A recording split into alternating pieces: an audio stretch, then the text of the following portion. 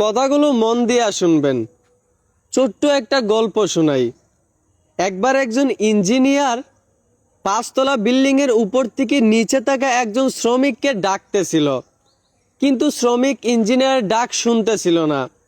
Engineer ভাবলো হয়তোবা আমি পাঁচতলার উপরে থাকার কারণে আমার ডাকটা নিচে থাকা শ্রমিকের কান পর্যন্ত পৌঁছাচ্ছে না। তাই ইঞ্জিনিয়ার পকেট থেকে একটা 100 টাকার নোট বের করে নিচে শ্রমিকের কাছেই ছুঁড়ে মারলো। ইঞ্জিনিয়ার ভাবলো হয়তোবা শ্রমিকটা 100 টাকার নোটটা দেখে তুলে নিবে এবং উপরে তাকাবে, কিন্তু অবাক করা বিষয়, 100 টাকার নোটটা নিচে পড়তেই শ্রমিকটা 100 টাকার নোটটা তুলেই পকেটে ভরে ফেললো, কিন্তু উপরে তাকালো না। ইঞ্জিনিয়ার ভাবলো হয়তোবা 100 টাকার নোট মনে করে তুচ্ছ মনে করে উপরে তাকাই নেই। ইঞ্জিনিয়ার তখন আবারও একটা 500 টাকার নোট শ্রমিকের কাছেই নিচে ছুঁড়ে মারলো।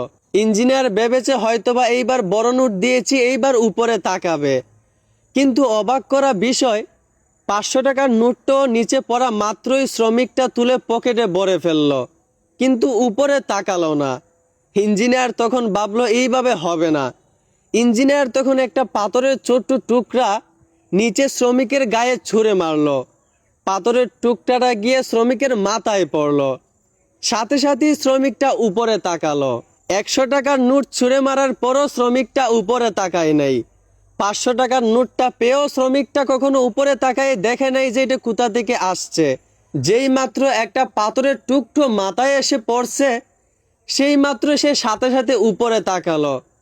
আসলে এইটা আপনাদের কাছে গল্প মনে হতে পারে, কিন্তু আপনারা এইটাকে শুধু গল্প ভাবলে হবে না, কারণ আমাদের বর্তমান সময়ের মানুষটা ঠিক এমন হয়ে গেছে। আমাদের আল্লাহ আমাদেরকে প্রতিনিয়ত উপর থেকে ডাকেন যে হে বান্দা আমার দিকে তাকাও, আমাকে স্মরণ করো, কিন্তু আমরা আল্লাহকে স্মরণ করি না। তারপর আল্লাহ আমাদেরকে রহমত দেন যেন আমরা আল্লাহকে স্মরণ করি, আল্লাহকে ডাকি, তবুও আমরা উপরে তাকাই না। এত রহমত পেয়েও আল্লাহকে স্মরণ করি না। তারপর আল্লাহ আমাদেরকে আরো রহমত, আরো নিয়ামত দেন যেন আমরা আল্লাহর দিকে তাকাই, আল্লাহকে স্মরণ করি, কিন্তু আমরা নাফরমান মানুষ, তবুও আল্লাহকে স্মরণ করি না, আল্লাহকে ডাকি না। তারপর আল্লাহ রাগ হয়ে আমাদেরকে বিপদ দেন, আমাদেরকে গজব দেন। ঠিক তখনই আমরা উপরে তাকাই, ঠিক তখনই আমরা আল্লাহর কথা স্মরণ করি।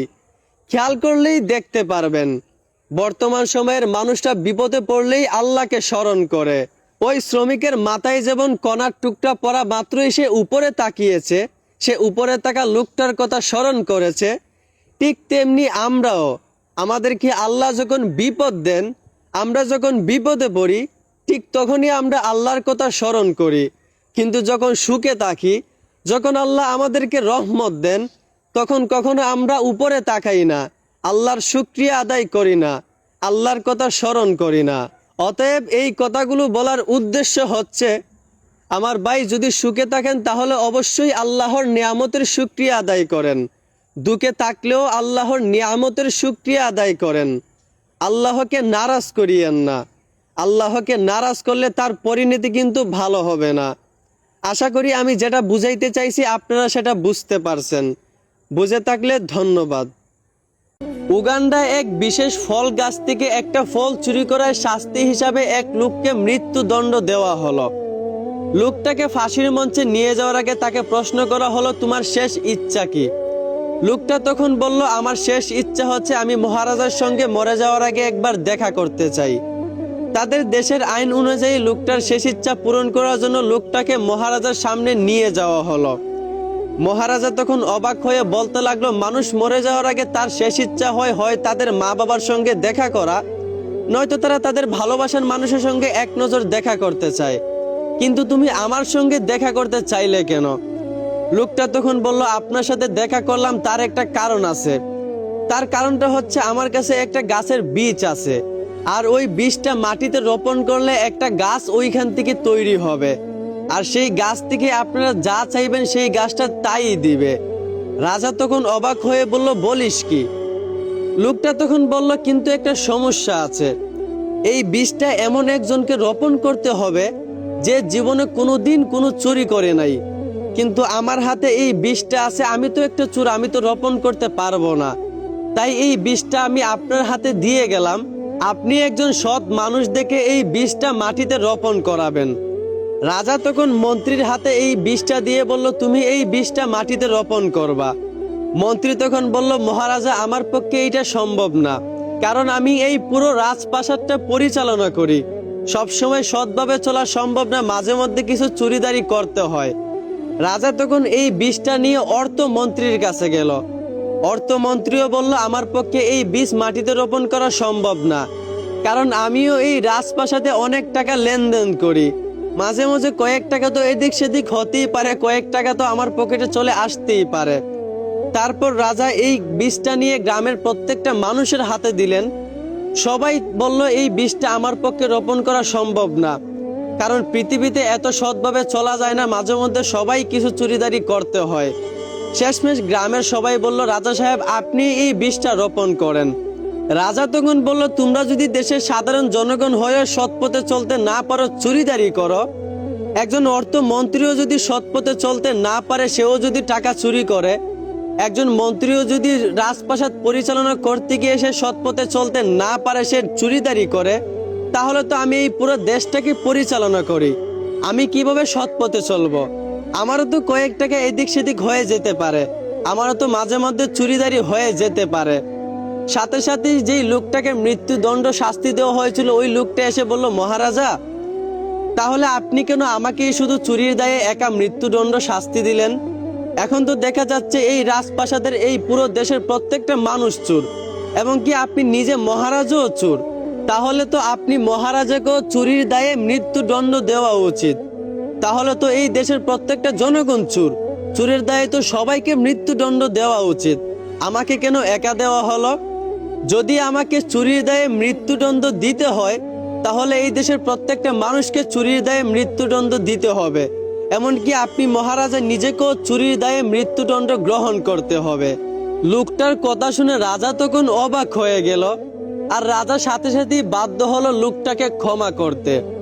এই গল্প থেকে আমরা স্পষ্টভাবে একটা শিক্ষা পাই যে এই সমাজের প্রত্যেকটা মানুষই চোর, কিন্তু শাস্তি পায় শুধু তারা যারা ধরা খায়। আর যারা সমাজে ভদ্র মুখোশ পরে ঘুরে বেড়ায়, তারাই শুধু ধরা খায় না, তারাই ক্ষমতার জোরে বেঁচে যায়। এইটাই বাস্তবতা। একবার একজন বাবা এবং ছেলে একটা চিড়িয়াখানায় গেল। সেখানে তারা দুটো হাতিকে দেখতে পেল, একটা ছোট এবং একটা বড়। দুটো হাতি শিকল দিয়ে বাঁধা ছিল। ছোট হাতিটা যেই শিকল দিয়ে বাঁধা ছিল, সেই শিকলটাকে চিরার চেষ্টা করতেছিল, কিন্তু পারতেছিল না।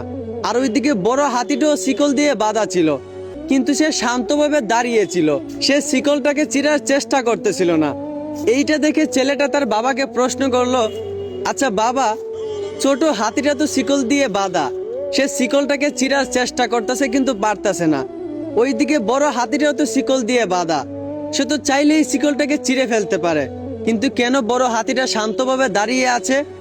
বাবা তখন বলল, তুই ঠিকই বলছস, এটা ভাবার একটা প্রশ্ন। তারপর ছেলেটার বাবা চিড়িয়াখানার একটা লোককে জিজ্ঞেস করলো, আচ্ছা আপনাদের এই দুটো হাতি যে শিকল দিয়ে বাঁধা, ছোট হাতিটা শিকলটাকে চিরার চেষ্টা করতেছে কিন্তু চিরতে পারতেছে না, অন্যদিকে বড় হাতিটা এত শক্তিশালী হওয়ার পরও সে তো চাইলেই শিকলটাকে চিরে ফেলতে পারে, কিন্তু কেন বড় হাতিটা শান্ত হয়ে দাঁড়িয়ে আছে? তখন এই চিড়িয়াখানার লোকটা বলল, আপনি যে বড় হাতিটাকে দেখতেছেন শান্ত হয়ে দাঁড়িয়ে রয়েছে, সেও একটা সময় ছোট ছিল, সেও একটা সময় ওই ছোট হাতির মতো শিকলগুলোকে চেরার চেষ্টা করত, কিন্তু সে পারতো না, সে বারবার ব্যর্থ হতো। তখন সে তার মাথার মধ্যে এইটা সেট করে রেখেছিল যে এই শিকল আমি কখনোই ছিঁড়তে পারবো না। এই জন্য সে এত বড় হওয়ার কারণও, তার গায়ে এত শক্তি থাকার কারণও সে এখন সেই শিকলটা চিরার চেষ্টা করতেছে না, কারণ সে তার মাথায় সেট করে নিয়েছে যে এই শিকল সে কখনোই ছিঁড়তে পারবে না। ঠিক তেমনি আমাদের সমাজের কিছু মানুষও ওই হাতিগুলার মতো হয়ে গেছে, তাদের পায়ে একটা অদ্ভুত শিকল বাঁধা। তারা ভাবে যে আমার বাবা যেটা পারে নাই, হয়তো আমিও সেটা পারবো না, আমার ভাই যেটা পারে নাই, হয়তো আমিও সেটা পারবো না। আসলে এইটা ভুল। তারা তাদের মাথার মধ্যে সেট করে রেখেছে যে এটা আমাদের দ্বারা সম্ভব না। এইটাই হচ্ছে মানুষের সবচেয়ে বড় ভুল। পারি না শব্দটা কখনো মাথার মধ্যে সেট করা যাবে না, সবসময় চেষ্টা করতে হবে। আপনার বাবা যেটা পারে নাই সেটা আপনাকে করে দেখাতে হবে, আপনার ভাই যেটা পারে নাই সেটা আপনাকে করে দেখাতে হবে, তাহলে আপনি সফল হতে পারবেন। হাতির মতো মাথার মধ্যে পারি না শব্দটা সেট করে রাখা যাবে না। আশা করি বুঝতে পারছেন। ধন্যবাদ। কথাগুলো মন দিয়ে শুনবেন। ছোট্ট একটা গল্প শোনাই। একবার একটা গাধা আর একটা শিয়াল, তারা একে অপরের সাথে তর্ক করতেছিল। শিয়াল বলতেছিল ঘাসের রং সবুজ, আর গাধা ওইদিকে বলতেছিল ঘাসের রং নীল। এইভাবে তারা অনেকক্ষণ যাবৎ একে অপরের সাথে তর্ক করতে করতে একটা সময় শিয়াল গাধাকে বলল, দেখো ভাই, আমি তোমার সাথে তর্ক করে পারবো না, তার চেয়ে চলো আমরা বনের রাজা সিংহর কাছে গিয়ে এই বিষয়টা ক্লিয়ার করি। বনের রাজা সিংহ যেই সিদ্ধান্ত দিবেন আমরা সেটাই মেনে নিব। গাধা বলল, আচ্ছা ঠিক আছে, আমি তোমার কথা মেনে নিলাম, তবে মনে রাখো বনের রাজা সিংহ যাকে বেঠিক বলবে তাকে কিন্তু শাস্তি পেতে হবে। শিয়াল বলল, আচ্ছা ঠিক আছে। তারপর শিয়াল আর গাধা সিংহর কাছে গেল। সিংহর কাছে যাওয়া মাত্রই গাধাটা লাফাতে লাফাতে সিংহকে বলতে লাগলো, হে বনের রাজা সিংহ, শিয়াল বলতাছে ঘাসের রং নাকি সবুজ, কিন্তু আমি বলেছি ঘাসের রং নীল, আমি ঠিক বলছি না? সিংহ তখন বলল, হে তুমি ঠিক বলছো। গাধা তো এইটা শুনে খুশিতে লাফাতে লাগলো। সে তখন সিংহকে বলতে লাগলো, তাহলে তো শিয়াল বেঠিক, আপনি শিয়ালকে শাস্তি দিন। সিংহ তখন শিয়ালকে শাস্তি হিসাবে 1 সপ্তাহ তার কথা বলা বন্ধ করে দিল। এইটা শুনে শিয়াল অবাক হয়ে সিংহকে বলল, হে বনের রাজা সিংহ, এখানে তো আমি সঠিক ছিলাম, ঘাসের রং তো সবুজ হয়, আর এটা তো আপনিও জানেন, তবুও কেন আপনি আমাকে শাস্তি দিলেন? সিংহ তখন বলল, হে আমি জানি তুমি সঠিক, আর তুমি সঠিক হওয়ার কারণেই আমি তোমাকে শাস্তি দিয়েছি। মূলত তুমি সঠিক হওয়ার কারণে যে আমি তোমাকে শাস্তি দিয়েছি বিষয়টা এমন না। বিষয়টা হলো তুমি একজন জ্ঞানী শিয়াল হয়ে একটা মূর্খ গাধার সঙ্গে তর্ক করে তোমার মূল্যবান সময় নষ্ট করেছো এবং সেইটার পরামর্শ আমার কাছে নিতে এসেছো। এই জন্য তোমাকে শাস্তি হিসাবে 1 সপ্তাহ তোমার কথা বলা বন্ধ করা হলো। তারপর শিয়াল বাধ্য হয়ে 1 সপ্তাহ কথা না বলেই থাকলো। তো এই গল্প থেকে আমরা স্পষ্টভাবে একটা শিক্ষা পাই যে মূর্খদের সাথে কখনোই তর্ক করা উচিত হবে না। মূর্খদের সাথে কখনো তর্কে যেতে যায়েন না, কারণ মূর্খরা কখনো সত্য চায় না, তারা চায় তর্ক করে জিতে যেতে। মূর্খদের সাথে তর্ক করে কখনো জিতা যায় না, বরঞ্চ নিজে সঠিক থাকলেও নিজেকেই হেরে যেতে হয়। অতএব আশা করি আমি আপনাদেরকে কি বুঝাইতে চাইছি আপনারা বুঝতে পারছেন। বুঝে থাকলে অবশ্যই ধন্যবাদ। এই কথাগুলো বিশেষ করে মেয়েদের উদ্দেশ্যে। একটা গল্প শোনাই, দয়া করে গল্পটা শেষ পর্যন্ত মনোযোগ দিয়ে শুনবেন। এক গ্রামে একটা মেয়ে ছিল, সে অনেক পর্দাশীল ছিল। মেয়েটা সবসময় আল্লাহর কাছে দোয়া করত, আল্লাহ আপনি স্বামী হিসাবে আমার জীবনে এমন একটা ছেলে দিয়েন যেই ছেলে আমার পর্দা রক্ষা করতে পারবে। একদিন একটা ছেলে মেয়ের সামনে গিয়া বলল, আমি আপনাকে বিয়ে করতে চাই, আপনার পর্দা আমি রক্ষা করব। মেয়েটা রাজি হয়ে গেল, তাদের বিয়ে হয়ে গেল। প্রথম প্রথম তাদের সংসার ভালোই চলতেছিল। ছেলেটা খেতে কাজ করত, মেয়েটা গড়ে কাজ করত। ছেলেটা মেয়েটার পর্দা রক্ষা করত। এইভাবে 1 বছর কেটে যাওয়ার পর তাদের ঘরে একটা সন্তান জন্ম নেয়। তারা অনেক খুশি হয়েছিল। সন্তান জন্ম নেওয়ার কিছুদিন পর ছেলেটা মেয়েটাকে বলে উঠল, দেখো আমি একা খেতে কাজ করি, আমার কষ্ট হয়ে যায়, তুমি একটু কষ্ট করে খেতে আমার জন্য খাবারটা নিয়ে যেও। মেয়েটা রাজি হয়ে গেল। তারপর থেকে প্রতিদিন মেয়েটা তার স্বামীর জন্য খেতে খাবার নিয়ে যাইত। এইভাবে তার অর্ধেক পর্দা ভঙ্গ হয়ে যায়। এইভাবে আরো 1 বছর কেটে যাওয়ার পর তাদের ঘরে আরো একটা সন্তান জন্ম নেয়। তখনও তারা অনেক খুশি ছিল। তার কিছুদিন পর ছেলেটা আবারও মেয়েটাকে বলে উঠল, দেখো এখন আমাদের ফ্যামিলিটা একটু বড় হয়ে গেছে, আমার পক্ষে একা কাজ করা আর সম্ভব না, তুমি একটু কষ্ট করে আমার সাথে খেতে কাজে একটু হেল্প করবা। মেয়েটা তখনও রাজি হয়ে গেল। তারপর থেকে প্রতিদিন মেয়েটা তার স্বামীর সাথে খেতে কাজ করত। এইভাবে মেয়েটার পুরো পর্দাই ভঙ্গ হয়ে যায়। এইভাবে আরো 1 বছর কেটে যাওয়ার পর তাদের ঘরে আরো একটা সন্তান জন্ম নেয়। মোট 3টা সন্তান, 3টাই ছিল ছেলে সন্তান। তারা তিনজনই একটা পর্যায়ে দেখতে দেখতে অনেক বড় হয়ে যায়। তারা স্বামী স্ত্রীও একটা পর্যায়ে প্রায় বৃদ্ধ হয়ে যায়। একদিন তারা স্বামী স্ত্রী ঘরের বারান্দায় বসে গল্প করতেছিল। হঠাৎ করে মেয়েটার স্বামী হাসতে হাসতে বলে উঠল, দেখো, তোমার কি মনে আছে বিয়ের আগে তুমি বলেছিলে তুমি সেই ছেলেকে বিয়ে করবে যেই ছেলে তোমার পর্দা রক্ষা করতে পারবে। অথচ দেখো, তোমার আর সকল পর্দা ভঙ্গ হয়ে গেছে, তোমার আর পর্দা নাই। কি হলো, পর্দার কি দাম? নিজে ঠিক থাকলেই তো হয়। মেয়েটা তখন বলল, পর্দার কি মূল্য আর পর্দার কি দাম আপনি সেটা দেখতে চান? তাহলে আপনি ঘরের দরজার পিছনে লুকিয়ে যান। লোকটা সাথে সাথেই ঘরের দরজার পিছনে লুকিয়ে গেল। মেয়েটা তখন সাথে সাথেই চিৎকার করে কান্না করতে লাগলো। মেয়েটার কান্না শুনে মেয়েটার বড় ছেলে এসে জিজ্ঞেস করলো, মা, কি হয়েছে, আপনি কান্না করতেছেন কেন? মেয়েটা তখন বলল, তোর বাবা আমার গায়ে হাত তুলেছে, আমাকে নির্যাতন করেছে। বড় ছেলে তখন বলল, মা, আপনি কষ্ট পাইয়েন না, বাবা হয়তোবা একটু রাগ করেছে, বাবাই তো আপনাকে ভালোবাসে, বাবাই তো আপনার প্রতি খেয়াল রাখে, রাগ কমে গেলে আবার আপনাকে আদর করবে। এই কথা বলে সান্ত্বনা দিয়ে বড় ছেলে চলে যায়। কিছুক্ষণ পর মায়ের কান্না শুনে মেজো ছেলে ছুটে আসে। মেজো ছেলে এসে জিজ্ঞেস করে, মা, আপনি কান্না করতেছেন কেন? মেয়েটা তখন বলল, তোর বাবা আমার গায়ে হাত তুলেছে। এই কথা শুনেই মেজো ছেলে রাগে বলতে লাগলো, বাবার এত বড় সাহস, আজ যদি কাছে পাইতাম বাবাকে লাঠি দিয়ে মারতাম। এই কথা বলেই মেজো ছেলে চলে যায়। তাদের এই কথাবার্তা মেয়েটার স্বামী দরজার আড়াল থেকে শুনতেছিল। মেয়েটার কান্না শুনে কিছুক্ষণ পর তাদের ছোট ছেলেটাও চলে আসে। এসে জিজ্ঞেস করে, মা, আপনি কান্না করতেছেন কেন? মেয়েটা বলল, তোর বাবা আমার গায়ে হাত তুলেছে। ছোট ছেলে তখন রাগে বলে উঠলো, বাবার এত বড় সাহস! সে তখন একটা লাঠি নিয়ে তার বাবাকে খুঁজতে লাগলো মারার জন্য। এইভাবে কিছুক্ষণ খোঁজাখুঁজি করার পর গালি দেওয়ার পর ছোট ছেলেও চলে যায়। তারপর লোকটা দরজার আড়াল থেকে কাঁদতে কাঁদতে বের হয়। মেয়েটা তখন বলল, এইবার কি আপনি বুঝতে পারছেন পর্দার মূল্য কতটুক, পর্দার দাম কতটুক? বড় ছেলে যখন জন্ম হয়েছিল তখন আপনি আমাকে পুরোপুরি পর্দায় রেখেছিলেন, তাই বড় ছেলে আপনার সম্মানও রেখেছে, আমার সম্মানও রেখেছে, সে আমাকে সান্ত্বনা দিয়েছে। আর মেজো ছেলে যখন জন্ম হয়েছিল তখন আমি অর্ধেক পর্দায় ছিলাম, তাই সে আমার সম্মান রেখেছে, কিন্তু আপনাকে গালিগালাজ করেছে, আপনার সম্মান রাখে নাই। আর ছোট ছেলে যখন জন্ম হয়েছিল তখন আমি পুরোপুরি বেপর্দায় ছিলাম, তাই সে আমার সম্মানও রাখে নাই, আপনার সম্মানও রাখে নাই। আমার সামনে আপনাকে গালিগালাজ করেছে, আপনাকে মারার জন্য খুঁজেছে, সে কারো সম্মান খুঁজে নাই। আপনি কি এখন বুঝতে পারছেন পর্দার কতটুকু মূল্য আর পর্দার কতটুকু দাম? মেয়েটার স্বামী তখন কাঁদতে কাঁদতে তাকে জড়িয়ে ধরে বলল, হ্যাঁ, আমি বুঝতে পারছি পর্দার কতটুকু সম্মান আর পর্দার কতটুকু দাম।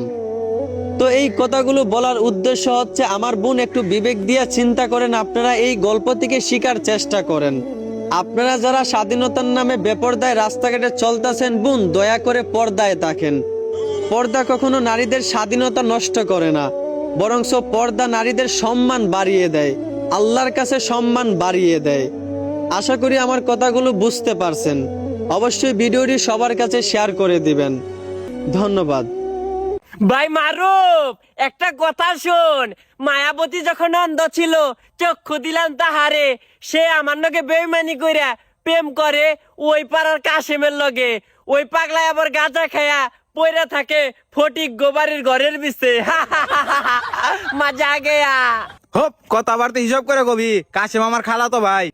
আরে ভাই মারুফ, মাইন্ডে লাগছে না? হ্যাঁ হ্যাঁ, সারা জীবন আমার সাথে চললি, এখন ওই ওর তুই তোর কোন সম্পর্কে খালাতো ভাই লাগে, তার জন্য ই করলি, আমাকে অপমান করলি। হ্যাঁ, কর কর, এই জিনা জিনা জিনা রে। আরে শোন ভাই, আমি ওরকম করে বলতে চাইনি রে। এই চুপ, আর একটা কথা বলবি না, আমার এই ভিতরে এসে লেগেছে। আরে আরে অমন করিস না, শোন। তুই আরো কেন আমার সাথে ইনসাল্ট করে কথা বললে আমি বুঝতে পেরেছি। তুই যে আমার কাছে 1000 টাকা পাস, এখনই আমি তোকে দিয়ে দিব। দাঁড়া দাঁড়া, এখনই তোকে টাকাটা দিয়ে দিব। খারা খারা খারা, ওইটি হার দেন রাখবো না, আমি তোর ওইটি খুশি হয়ে দিছি, তাও তুই মন খারাপ করিস না। না বন্ধু, আমি তোকে তোর টাকাগুলো দিয়ে দিব, আমি রাখবো না টাকাগুলো। না না বন্ধু, এমন করিস না, দেখ টাকাগুলো রাখবো না। টেহা পয়সা তো বড় কথা না বন্ধু, সম্পর্কই বড় কথা না, টেহা পয়সাটাও বড় কথা। আমার কাছে টেহা পয়সা নেই, টেহা গুনে তাও বেশি না। তোর মতন বন্ধু না, বুকা বন্ধু বন্ধু, আহ আহ বুকা, আহ আহ বন্ধু।